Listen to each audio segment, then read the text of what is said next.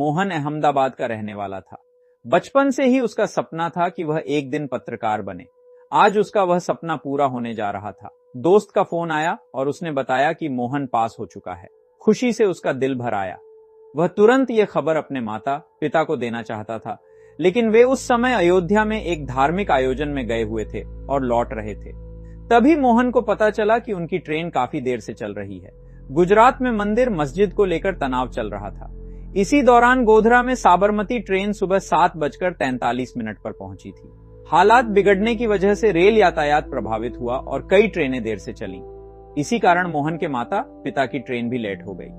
मोहन बेचैनी और चिंता के बीच घर पर इंतजार करता रहा। मन में खुशी भी थी और अनजाना डर भी। वह बेचैनी में टीवी ऑन करता है। न्यूज चैनल पर ब्रेकिंग न्यूज चल रही होती है। साबरमती के S6 डिब्बे में भीषण आग लग गई है। इस हादसे में 59 लोगों की दर्दनाक मौत हो चुकी है। यह सुनते ही मोहन के पैरों तले जमीन खिसक जाती है। उसकी सांसें थम सी जाती हैं, क्योंकि उसी S6 डिब्बे में उसके माता पिता भी सफर कर रहे थे। यह दर्द सिर्फ मोहन का नहीं था। ऐसे ही 59 परिवार जिनके माता पिता भाई बहन या कोई अपना उस डिब्बे में था, हमेशा के लिए उनसे बिछड़ गए। सवाल एक ही है, आखिर उस दिन क्या हुआ था? साबरमती एक्सप्रेस के S6 डिब्बे में आग कैसे लगी? आइए जानते हैं उस दिन की पूरी सच्चाई। 27 फरवरी 2002 एक ऐसा दर्दनाक दिन जिसने पूरे देश को झकझोर कर रख दिया।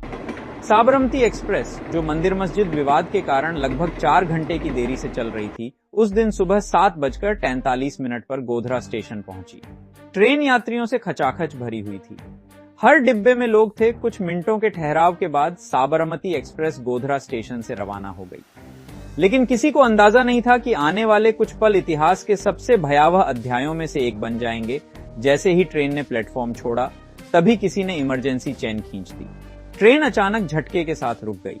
इस रुकावट से ट्रेन के भीतर बैठे यात्रियों में घबराहट फैलने लगी। रिपोर्ट्स के मुताबिक इमरजेंसी चेन को बार बार खींचा गया और कुछ ही देर में उस जगह पर भीड़ इकट्ठा होने लगी। इसी भीड़ में से कुछ लोग ट्रेन के S6 डिब्बे की ओर बढ़े और देखते ही देखते पत्थरबाजी शुरू हो गई। भीड़ द्वारा फेंके गए पत्थरों से ट्रेन के अंदर बैठे कई यात्री गंभीर रूप से घायल हो गए। डर के माहौल में डिब्बे के भीतर से चीख पुकार और मदद की आवाजें गूंजने लगी।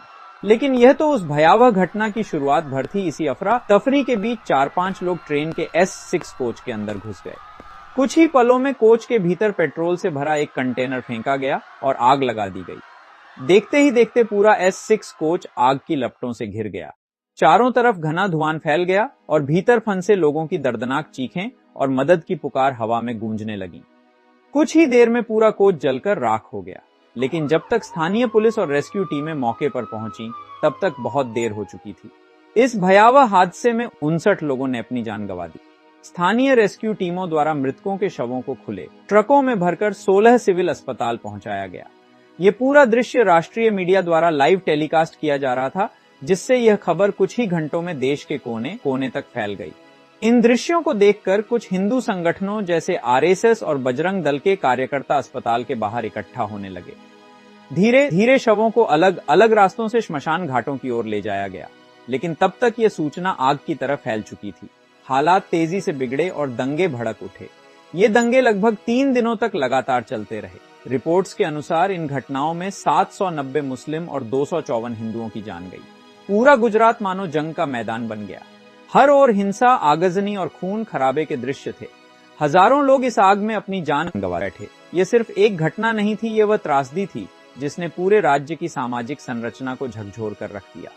इन दंगों के बाद सरकार पर भारी दबाव बन गया। इस दर्दनाक घटना की सच्चाई सामने लाने के लिए 2002 में नानावटी मेहता आयोग का गठन किया गया। हालांकि इस आयोग की रिपोर्ट 2008 में सामने आई, जिसमें इस घटना को एक सोची समझी साजिश बताया गया। लेकिन कुछ आलोचकों ने इस रिपोर्ट को एकतरफा करार दिया।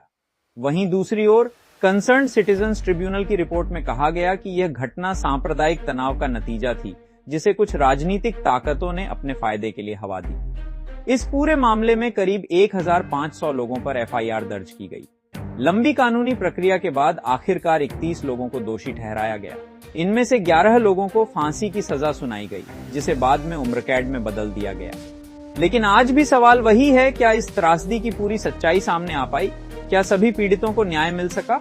गोधरा कांड और उसके बाद के दंगे सिर्फ इतिहास की एक तारीख नहीं है, बल्कि एक ऐसी चेतावनी है कि नफरत, अफवाह और राजनीति किस तरह एक पूरे समाज को आग में झोंक सकती है।